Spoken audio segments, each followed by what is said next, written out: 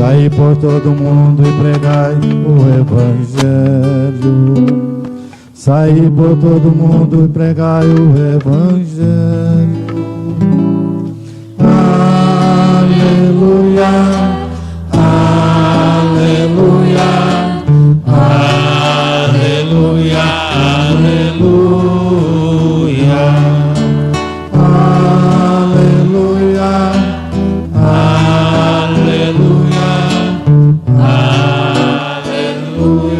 aleluia. O Senhor esteja convosco.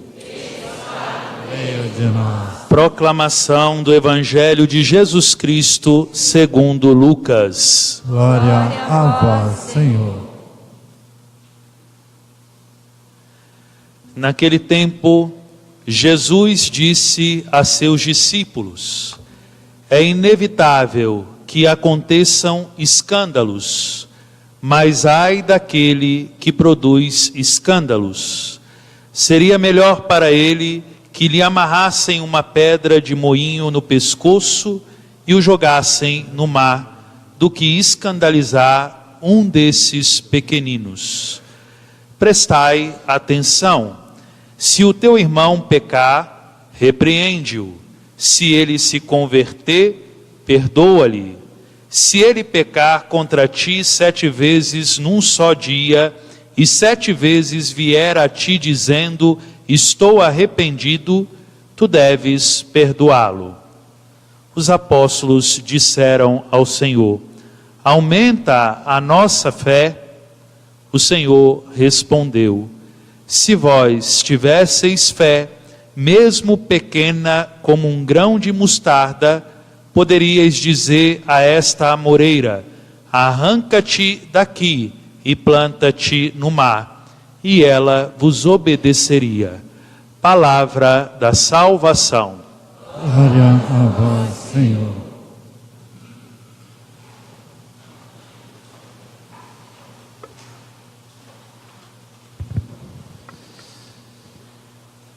Meus irmãos e minhas irmãs em Cristo Jesus, mais uma vez eu gostaria de dar as boas-vindas a todos os fiéis dessa igreja matriz que hoje se reúnem ao redor do altar do Senhor e da mesa da palavra de Deus para poderem participar do santo sacrifício de Jesus na celebração do sacramento da Eucaristia. Gostaria também de acolher a todos aqueles e aquelas que nos acompanham por meio das redes sociais e que têm acesso a esta celebração da Eucaristia, que está sendo transmitida oficialmente pela Pastoral da Comunicação aqui desta paróquia. Hoje, ao iniciarmos essa novena em honra à nossa padroeira de Santa Cecília, em comunhão com toda a igreja, nós estamos reunidos celebrando essa Eucaristia da segunda-feira da 32ª semana do tempo comum. E ao iniciarmos essa reflexão, essa homilia, eu gostaria de recordar que dentro do ritmo normal da liturgia da igreja, desde o dia de ontem, quando nós celebramos a Santa Missa do 32º domingo do tempo comum, nós vivemos no ritmo da liturgia da igreja uma mudança de paradigmas dentro das leituras próprias da palavra de Deus. O porquê dessa mudança de paradigmas? Daqui a 15 dias, nós iremos encerrar mais um ano litúrgico com a solenidade de nosso Senhor Jesus Cristo, Rei do Universo. E mais 7 dias, depois dos 15 dias da solenidade de Cristo Rei, nós iremos dar início a um novo ano litúrgico com o tempo litúrgico do Advento, que dentro da teologia litúrgica da igreja, nós chamamos de tempo escatológico por excelência.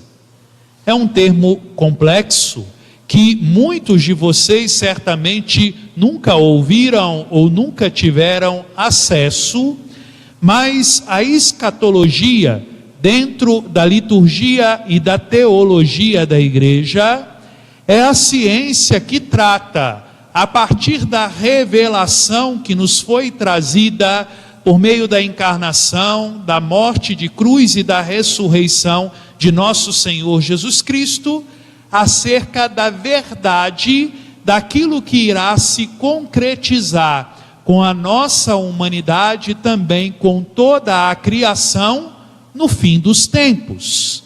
É aquilo que em todas as Eucaristias dominicais e também em todas as celebrações solenes da igreja, nós professamos no nosso ato de fé, ao afirmarmos que um dia o Senhor Jesus Cristo, ele virá novamente em sua glória para poder julgar os vivos e os mortos. Então, Jesus, ele virá novamente no seu poder. Jesus, ele virá novamente na sua glória. E quando o Senhor Jesus, ele de fato vier, irá se concretizar aquilo que a igreja nos afirma e nos ensina no catecismo da Igreja Católica, que é o chamado juízo universal. O Senhor, ele virá para poder julgar no seu amor e na sua misericórdia todas as coisas. Por isso que desde a liturgia da palavra da missa dominical de ontem até o tempo litúrgico do Advento, que nos prepara para a grande festa do mistério da encarnação de Jesus no Santo Natal, nós ouviremos nos textos da palavra de Deus, sobretudo no texto do Evangelho de cada dia, Jesus anunciar aquilo que ele irá realizar no fim dos tempos.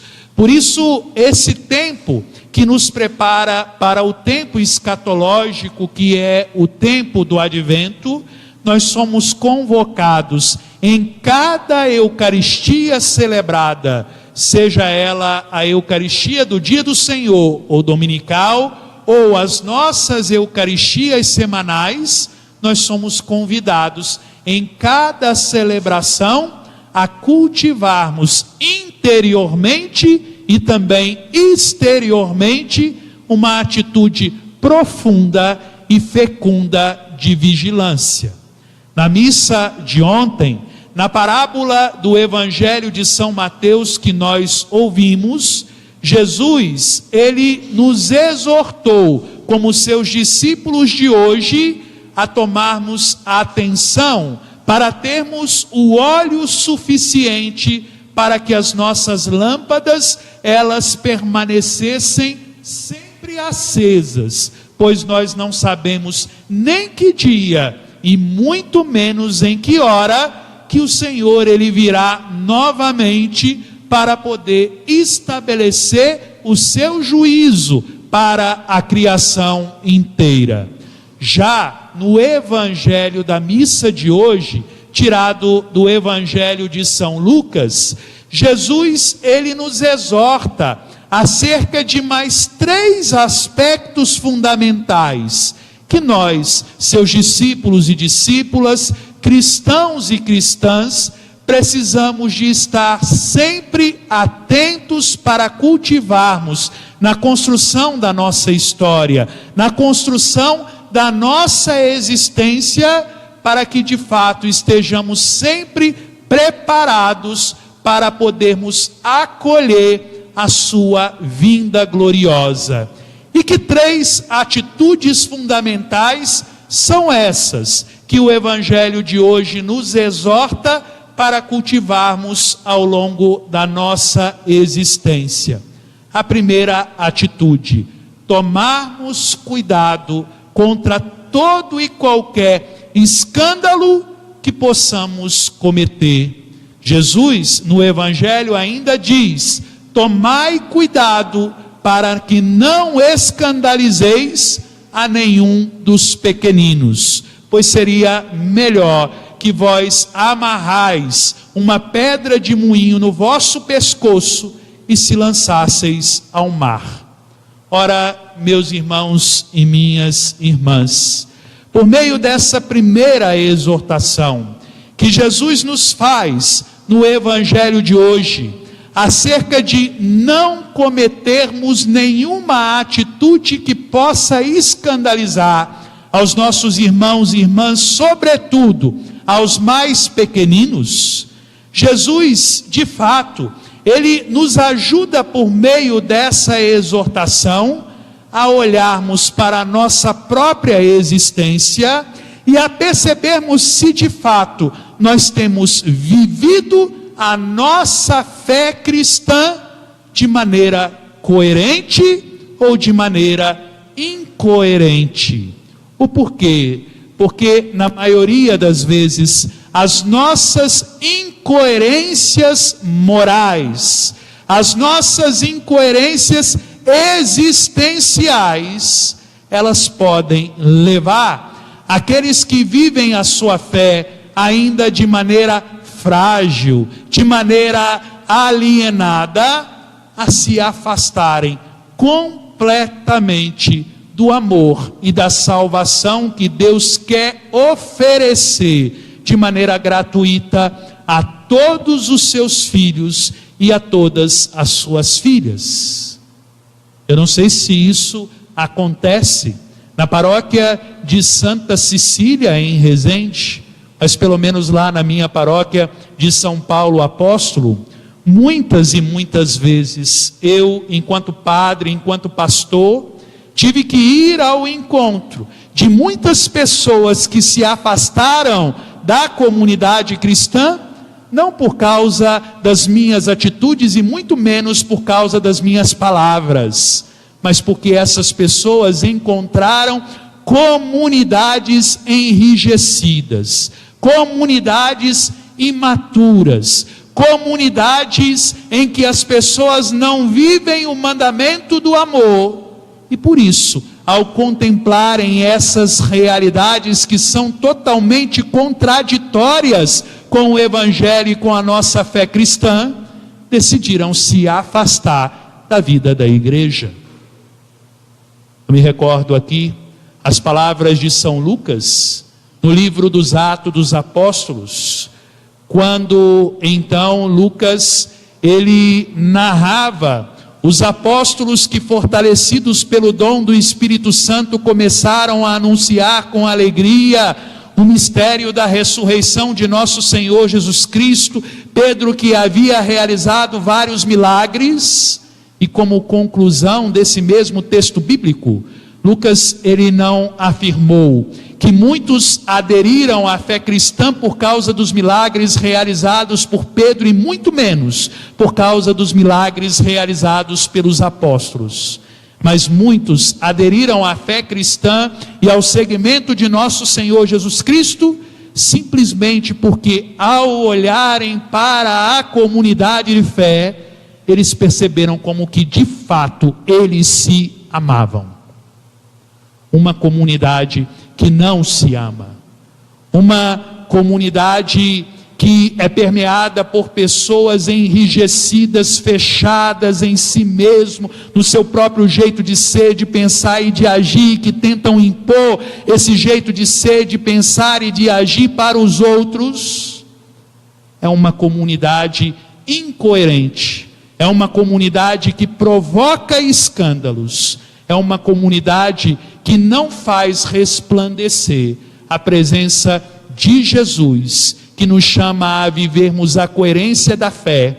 E essa coerência da fé, ela só é concretizada na nossa vida cristã na medida em que nós temos a capacidade de amar ao outro, respeitando a diversidade de cada um.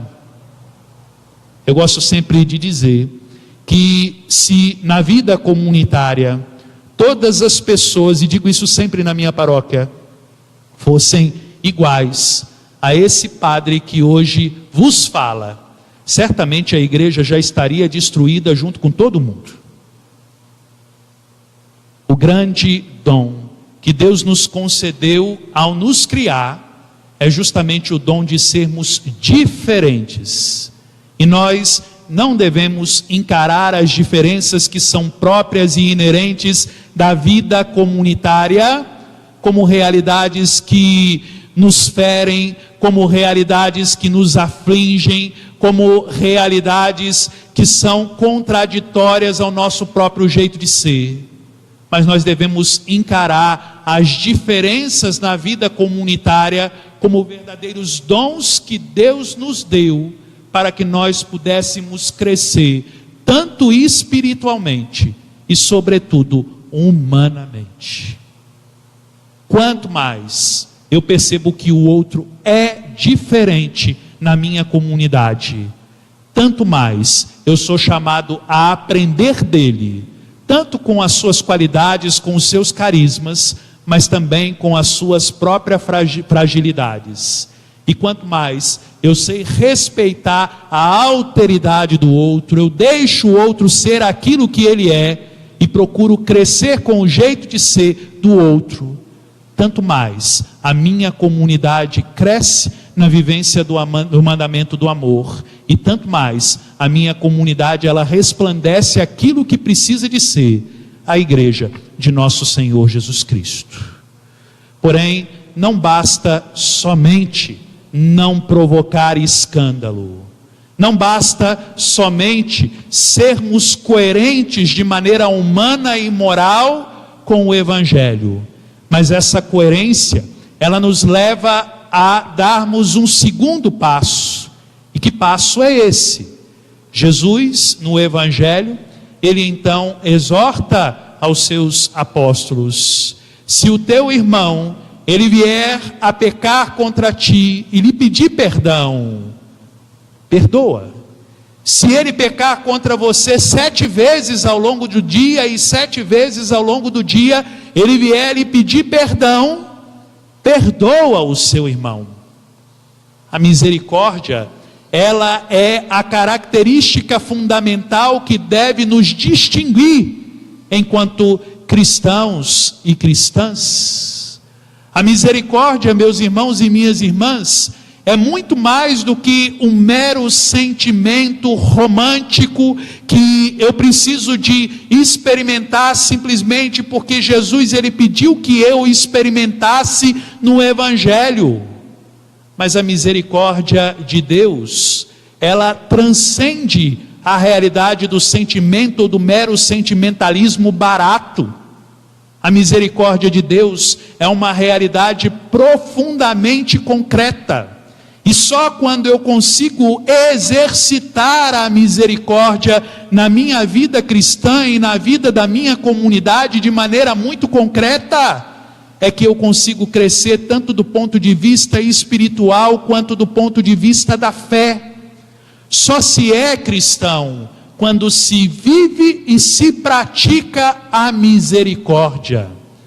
Porém, muitas vezes, nós encontramos tanto nos confessionários quanto na vida das comunidades, aquelas pessoas que chegam diante do ministro ordenado e dizem: padre, eu não consigo perdoar porque eu não consigo esquecer o mal que o outro cometeu contra mim. Ora, meus irmãos e minhas irmãs, o perdão, quando ele é oferecido, esse perdão não é necessariamente sinônimo de esquecimento. Eu gosto sempre de dizer que quando o outro, ele peca contra nós, esse pecado, ele abre uma ferida no nosso coração humano. E obviamente, cada um de vocês certamente já teve algum tipo de ferida aberta. E existem feridas e feridas. Existem aquelas feridas que são meros arranhões que depois de alguns minutos logo elas desaparecem. E existem aquelas feridas que elas são mais profundas, que elas exigem de nós um cuidado maior para que não possa inflamar e se tornar algo pior e mais doloroso. Existem algumas feridas que requerem o tempo necessário para que sejam curadas, e mesmo depois que elas param de doer, as feridas elas deixam marcas, elas deixam as cicatrizes. E quando a gente compreende que o pecado, na medida em que ele é grave, que o outro cometeu contra nós, é uma ferida, que mesmo depois de um tempo, quando para de doer, ela deixa uma cicatriz, nós devemos olhar essa cicatriz a partir da lógica do aprendizado. Sabe qual que é o nosso grande problema humano, meus irmãos e minhas irmãs? É que a gente procura nivelar o nosso amor com a mesma medida para todas as pessoas. E o amor, ele não pode ser nivelado com a mesma medida para todas as pessoas. Existem algumas pessoas que têm a capacidade, por causa do seu processo de humanização, de acolherem um amor maior que nós podemos oferecer. Agora, existem algumas outras pessoas que são profundamente frágeis e que não têm a capacidade de acolherem o amor que nós temos a oferecer com a mesma medida. E a gente só ama do jeito de Jesus. A gente só ama de um jeito verdadeiramente cristão quando nós temos a delicadeza de oferecer aquilo que nós temos para poder oferecer, na medida em que o outro tem a disposição para poder acolher. Por isso que a cicatriz que muitas vezes o outro abre no nosso coração, é uma cicatriz que precisa de ser contemplada de um jeito humano e cristão, porque aquela cicatriz, ela torna-se o grande sinal de um aprendizado. O aprendizado de que eu sou chamado a amar o outro, não do jeito que eu quero amar, mas eu sou chamado a amar o outro do jeito que ele precisa de ser amado, do jeito certo, do jeito de Deus, do jeito de Jesus. Por isso, perdoar não significa necessariamente esquecer, mas perdoar significa sempre continuar tentando, porque Deus, Ele nunca desiste de nós. Deus, Ele nunca desiste de nós, e por isso, nós nunca podemos desistir dos nossos irmãos e das nossas irmãs. E o Evangelho ainda nos apresenta um terceiro e último aspecto. Primeiro, nós precisamos de vigiar, não cometendo incoerências, não escandalizando o próximo. Nós precisamos de vigiar, exercitando o perdão. E por fim, nós precisamos de vigiar, fazendo com que a nossa fé cresça de maneira pujante. Jesus, ele disse: se vós tivesseis fé do tamanho de um grão de mostarda, vós poderias dizer a esta amoreira: arranca-te daqui e vai plantar lá do outro lado. E vai se plantar lá do outro lado. Muitas vezes, meus irmãos e minhas irmãs, nós achamos que a fé, ela é uma propriedade nossa. Quantas vezes que na igreja, seja nas direções espirituais ou mesmo no atendimento das confissões, algumas pessoas, elas se aproximam da gente dizendo: padre, a minha fé ela está pequena, eu preciso de rezar mais. Padre, a minha fé ela está uma beleza, eu estou me sentindo tão amado, eu estou me sentindo tão amada por Jesus, eu tenho feito uma experiência tão bonita de encontro com Jesus. Na verdade, meus irmãos e minhas irmãs, não existe fé pequena e muito menos fé grande. E não existe também a minha fé. Toda a fé, ela é sempre um dom da graça de Deus. Foi justamente porque Deus nos amou por primeiro e se revelou a nós, é que nós temos a possibilidade de termos fé. E essa mesma fé, ela foi infundida pelo Cristo ressuscitado à igreja. Por isso, a fé que eu tenho, ela não é minha. A fé que eu tenho é dom da graça de Deus, que é transmitida na igreja e pela igreja. Por isso eu devo ter a fé da igreja. A fé da igreja, que é uma graça de Deus. E não existe fé grande e muito menos fé pequena, porque Deus, quando Ele nos infundiu o dom da fé como puro dom de graça, Deus, Ele não é mesquinho, e muito menos medíocre quando Ele nos oferece os seus dons. Deus, Ele nos ofereceu essa graça de maneira superabundante. Por isso, para que a fé ela possa crescer de maneira pujante na minha vida e na minha existência, não requer de mim muito esforço, requer de mim única e exclusivamente a abertura a esse dom de vida, a esse dom de amor, a esse dom de salvação que o Senhor nosso Deus, Ele nos concedeu. E aí, meus irmãos e minhas irmãs, quantas vezes que na vida concreta das nossas comunidades eclesiais, nós encontramos pessoas que estão na igreja há 30 anos, há 40 anos, há 50 anos, uns há mais tempo, outros há menos tempo, e que continuam na mesma medida ao longo de todo esse tempo. Continuam na mesma medida ao longo de toda a história, continuam na mesma medida ao longo da construção de toda a existência. Quando eu tomo a consciência de que a fé que eu possuo é um dom que Deus me deu por meio da via da igreja, de fato, esse dom ele cresce de maneira superabundante na minha existência, na medida em que eu procuro crer com a igreja. Nesses tempos atuais, nós temos vivido na nossa sociedade a lógica do relativismo.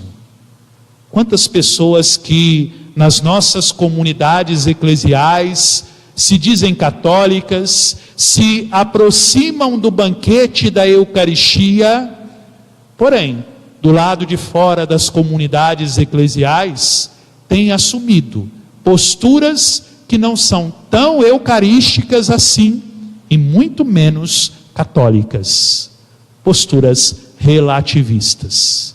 E o Senhor, Ele nos ensina a termos fé, a fé que Ele nos concedeu como puro dom de graça, a fé da igreja.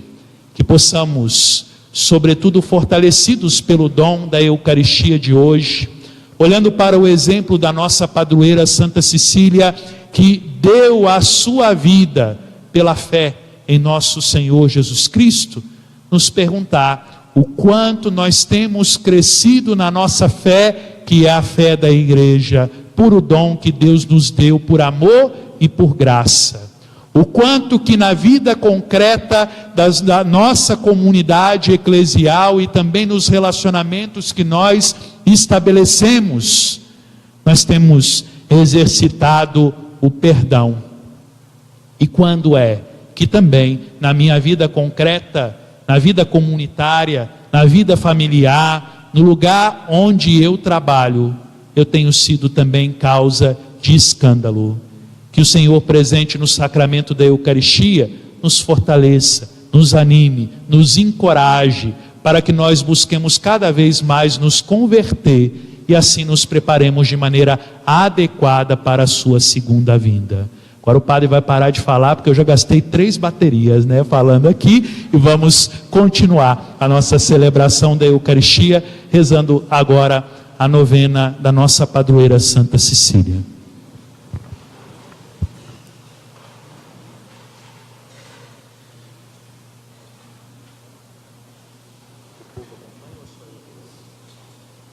Então vamos rezar todos juntos. Ó gloriosa Santa Cecília, apóstola da caridade, espelho de pureza e modelo de esposa cristã, por aquela fé esclarecida com que afrontastes os enganosos deleites do mundo pagão, alcançai-nos o amoroso conhecimento das verdades cristãs, para que conformemos a nossa vida com a santa lei de Deus e da sua Igreja. Revesti-nos de inviolável confiança na misericórdia de Deus, pelos merecimentos infinitos do nosso Senhor Jesus Cristo. Dilatai nosso coração, para que, abrasados do amor de Deus, não nos desviemos jamais da salvação eterna. Gloriosa padroeira nossa, que os vossos exemplos de fé e de virtude sejam para todos nós um brado de alerta, a fim de estarmos sempre atentos à vontade de Deus, na prosperidade como nas provações, no caminho do céu e da salvação eterna. Amém.